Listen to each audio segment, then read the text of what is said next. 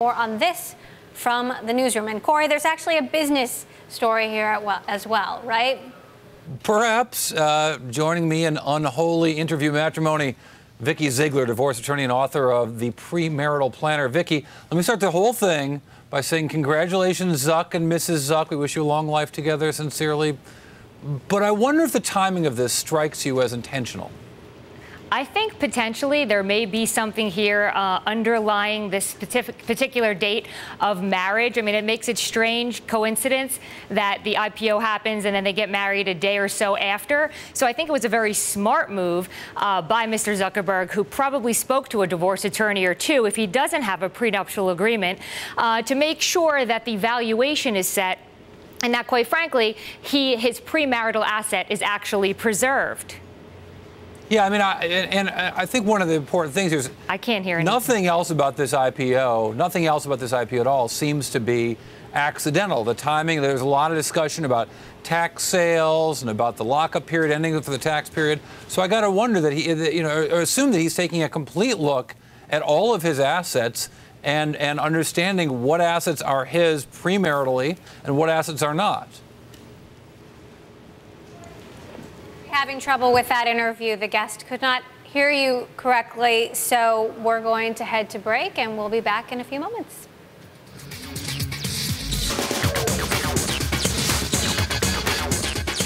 Welcome back to Bloomberg West. Let's head back to Corey now with that interview. Corey? All right, Vikki Ziegler, hope you can hear me now. All right, the whole deal was not accidental. Everything seemed to be planned, tax assets carefully planned.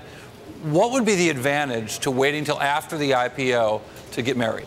Okay, so the first thing is obviously any of these stock options, any of the additional shares that he's going to purchase after the date of marriage will be the marital portion. Anything that obviously was acquired before they actually they went down the aisle, is going to be separate and apart. The question I really have from a financial perspective, if there is no prenuptial agreement, in the event he dies, right now she stands to inherit the bulk of it unless his family would contest. So those are some of the questions that I'm asking right now. There's retirement, there's stock options.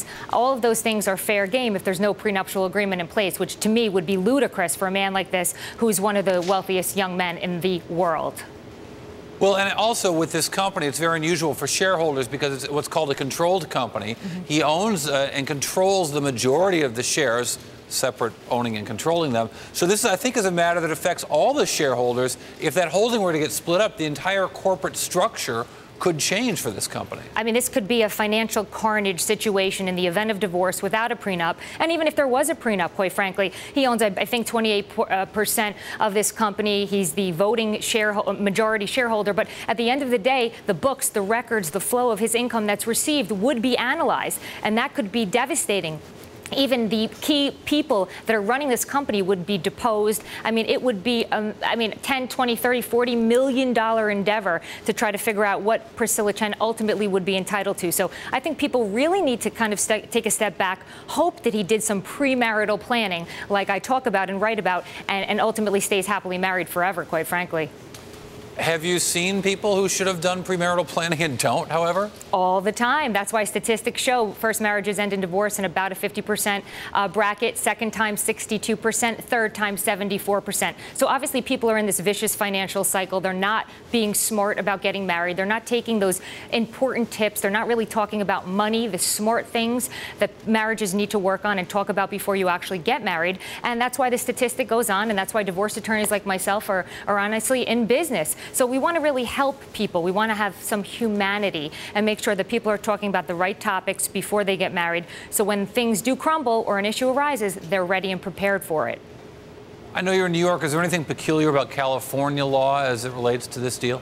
Oh, absolutely. It's a community property state, one of only 9, I believe, which means if, in fact, there is no prenuptial agreement, everything that's maritally accrued after that wedding, after that Saturday wedding, is going to be shared 50-50 unless Mark Zuckerberg can prove it was derived from premarital earnings, income, or from his company. And you know what?